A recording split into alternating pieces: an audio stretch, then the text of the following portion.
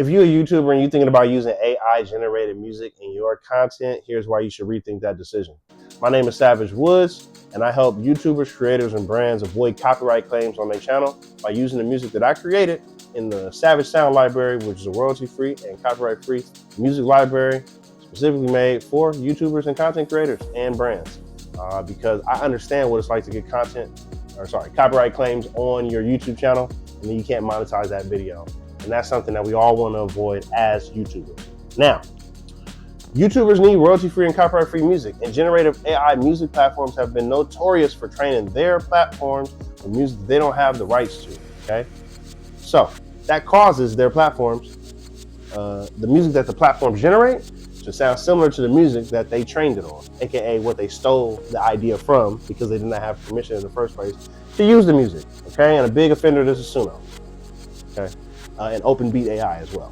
Now, that may not cause you an immediate copyright claim as a YouTuber or content creator, but down the line, it could cause serious issues as AI ethics laws evolve on YouTube and in the legal world in general. Now, a few months ago, OpenBeat.AI claimed they were ethically training their AI on licensed music. And then a well-known music producer by the name of Weaver Beats started digging and found some pertinent information, and it raised some serious questions and concerns, right?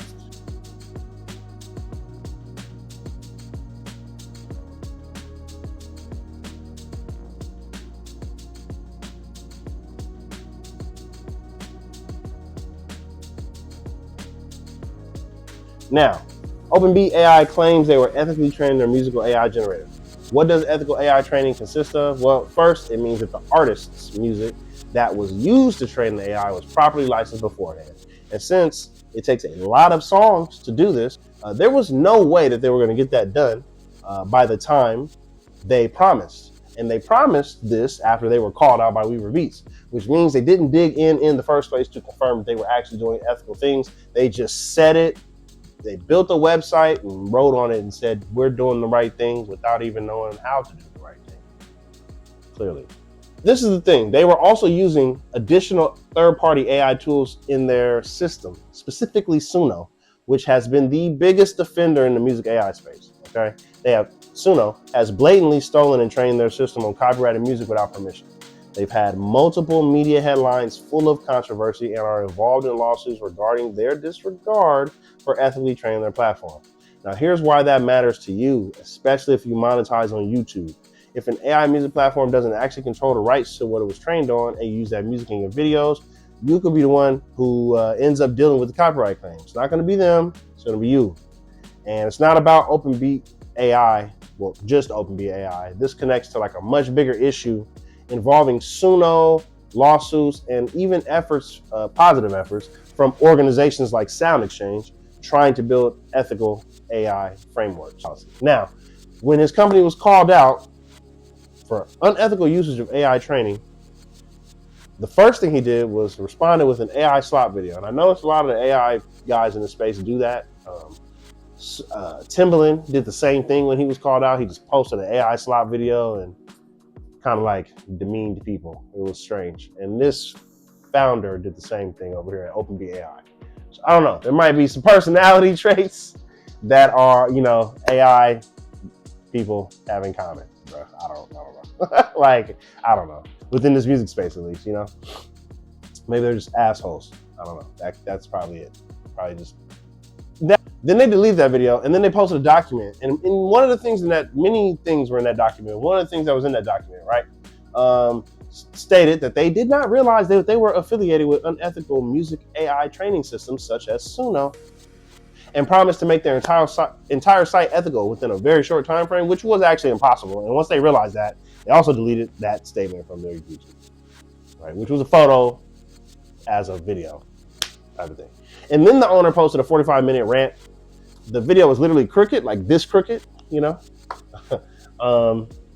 effort to save the reputation of his company. Strange. But these are not the companies you want to work with, fellow YouTubers, especially if you care about morals in the creative space. That's just real talk. This is why I always encourage creators to use copyright and royalty-free music libraries. Songs made by real people, clear beforehand, making your life easier, all right? And I know a lot of libraries got flat sounding music. Again, that's why I encourage you guys to work with me at the Savage Sound Library. This is my real catalog. I'm an artist. I've been doing this for a while. You know, people like the music that I do. And so if you like the music that I do, then this is for you, because this isn't like generic stock, crazy, like corporate, you know, the cheesy stuff. This is music that I put out on Spotify. This is music that I haven't put out on Spotify, but I would put out on Spotify. You know, like if I were performing every week, these are songs that I would perform. You know, these are beats that I would sell to artists, right? Like this is, I'm just letting you know that this is, you know, I'm a creative too. I want, you know, you guys making content, I'm making content. We're all making content here. We're all creatives. So this is just real creative poured into it. Now, if you are interested in commercial quality drum and bass, house, and hip hop music, head to savagesoundlibrary.com and go ahead and enter your email and get a discount code sent to you that'll let you pick 10 tracks for 98.5% off. So that's 10 tracks for $7. Now let's zoom in on you, the YouTuber. You upload a monetized YouTube video. You use AI generated music from a platform that claims everything is ethical. 6 months later, a rights holder challenges the training data. Lawsuit is in effect, or even worse, a new content ID registration tied to works that resemble what the AI spit out. Now your video is flagged and demonetized, and that's trash. Now, AI is still new. Remember, laws are being put into place and changing constantly, okay? So, if it's not an issue now, could be an issue later, something to keep an eye out for, right? But I would like to see in the comments below if somebody's had a positive experience with the AI music that they've put in their YouTube videos. So if you've had a positive experience, drop a comment. If you've had a negative experience, drop a comment. I would love to hear from either or both perspectives. In a normal copyright situation, if you had a copyright claim from music from like a real artist, a real person, simply because they registered it with YouTube's content ID system and you didn't get permission from it. And there are ways to get permission, okay? So you get the copyright claim, you can't monetize the video, but the video will stay up, okay? Now, it's terrible as a YouTuber for that to happen to you. Here's a couple ways to avoid this. Get permission from the artist or label and then have them whitelist your YouTube channel, not video, but channel, before you release the video. See, the flaw here is that a lot of independent artists release their music using DistroKid, and I know from experience that DistroKid only allows people to whitelist YouTube videos, which means the video has to be out, and then you have to send the link to the artist, and then they would have to whitelist your channel. It's too late. It's too late. What's gonna happen is you're gonna get the copyright claim, then the video is gonna get muted, okay? Or, you know, not deleted, but muted. You'll still be able to see it in your creator, like Insights, your YouTube studio, but it'll just be deleted. And then what happens after is once DistroKid registers the whitelist, your video will play again, but it won't be monetized. It won't be monetized because it already got copyright claims. It's too late for that. Because YouTube's not gonna go, they're not gonna renege on it. They're not gonna go back. I know from experience. Now, and that's a separate video. I'll do that another day. Now, see, the other thing that you can do to avoid copyright claim situation is you can use a royalty-free or copyright-free music library, where the music is either not registered with YouTube's content ID system, or if it is, they whitelist your channel so that you don't have any claims. Sounds a little bit complicated, but that's the key to have royalty-free music that's already cleared for your users in the first place, because as AI law evolves, copyright claims can appear in your videos down the line. And if you violate it with somebody's original music, it will get flagged immediately, right? So it's immediate pain. The AI is evolving every day, and potential copyright claim can hit 9 months later. So that's why I'm here to educate and help clarify the issues that you may have when you're trying to navigate the royalty-free music generated by AI, right? Or just even generally, you know, if this is your first time navigating outside the YouTube audio library and using royalty-free music from other sites, subscription sites, right? It may, you know, you may not have navigated this space quite yet. So that's why I'm here to help. Now, back to AI law evolving though. We've already seen legal action begin to surface in this space. Top music attorney has publicly discussed a lawsuit she filed against Suno for training their AI using independent artists' music without our consent. The legal infrastructure around this is forming now, okay? You don't have to do anything wrong to get caught in the middle of the BS though as a content creator. You just have a strong chance of being misled by these generative AI music companies. Not all AI music discussions are negative. Organizations like Soundexchange are actively working on AI registries. Now, what's the purpose of these AI registries and what does this actually mean? I'll explain, because I'm a music artist and I put out music, so I use Soundexchange. It's a tool for artists. What's the purpose of these AI registries? It is to allow artists to opt in or out of having their music used for AI training and opportunities, right? That is huge. It means artists can consent, they can negotiate compensation, they can participate in structured AI licensing deals, or they can refuse entirely. That is what ethical AI infrastructure looks like. Choice, compensation, and transparency. So shout out to Soundexchange because they're doing some big stuff. And I have a video on it. I'll link that as well. Okay. Now, Soundexchange is trying to build a system where AI companies can license music the right way instead of just scraping it from the internet.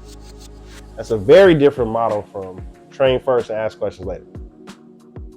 Now, I will just summarize what Soundexchange is because you may not be familiar with it. As you may know, music artists get paid from their music in many different ways, and one of the most attractive ways are what we call back-end royalties. Soundexchange helps collect a certain subset of royalties for artists and catalog rights owners. Okay, specifically, Soundexchange collects and distributes royalties for any sound recordings that are played on non-interactive digital sources. So think about Pandora. That's non-interactive because you can't control the playlist. You just go to the radio station and then they play music for you, right? So that or any other internet radio stations pretty much fall under that category. Now they've been instrumental in doing this for I believe about 2 decades now. Maybe longer than that actually. I think they started by 2002. I have to fact check that. Or maybe 2006. But they understand the importance of giving artists the option of opting in or out of their music being considered for AI opportunities. Opportunities that would allow them compensation for their works, which by the way, Soundexchange has already paid out, I think over $1 billion in royalties since they started. So they're all about that, right? These opportunities allow compensation for their works versus the theft that's currently happening in music AI companies, period. So I want to talk to you as a creator right now. You know what it feels like to get the short end of the stick on monetization. YouTube changes ad rates. Sponsors, they try to lowball you when they want to sponsor your video. Videos getting claimed unfairly is one of the worst feelings ever. And you felt that frustration. Now imagine being a musician whose life's work gets fed into an AI model without consent and then used to generate competing music, causing issues for content creators like you. It's like you're the little guy, right? Even if you're a big content creator, you're a little guy, you're a content creator. And then this is an independent artist, the little guy, even if they have a big fan base, you know what I'm saying? And it's like, we're just trying to win out here creatively. I think the content ID system is flawed, but that's again, video for another day.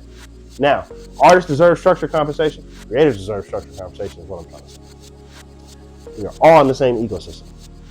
Supporting ethical systems benefits everyone long term. And I'm not saying that AI doesn't have a place in the world of content creation here on YouTube or in, even music. But what I am saying is that creators really do need to be careful of what platforms that they are using in the AI music space because it could cause issues. And at the end of the day, your best bet at the end of the day for real is just to use royalty-free and copyright-free music that's already proven to be safe to use. And you'll help artists get paid for works they created. And in turn, be able to use their music to elevate the works you've created. So to me, sounds like a win-win.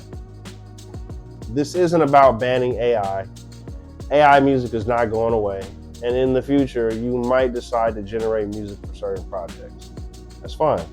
But now you understand the difference between opaque AI scraping, ethical opt-in registries like Soundexchange, and structured royalty-free libraries. You're informed. You can make intentional decisions. Check your channel. You can support artists. And you can avoid being caught in legal crossfire you didn't create. I appreciate you tapping in.